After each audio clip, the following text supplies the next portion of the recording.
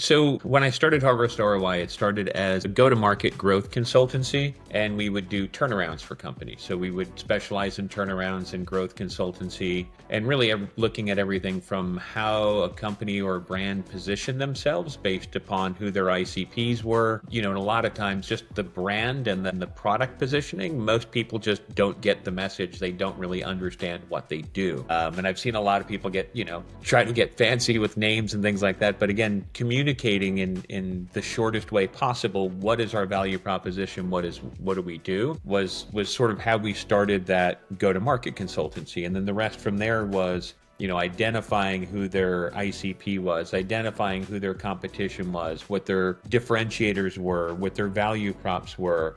And then really, how would they go to market with that message? And then most importantly, once they had all that aligned, what was the process for managing leads? This is where I was involved with a large national mortgage company and found that was always the problem. Lots of leads coming in, but how were leads being managed is where I think most companies drop the ball, right? Where does that enter a CRM? What does that data flow look like? How are we dispositioning? How are we nurturing? How are we qualifying all those leads coming through the door?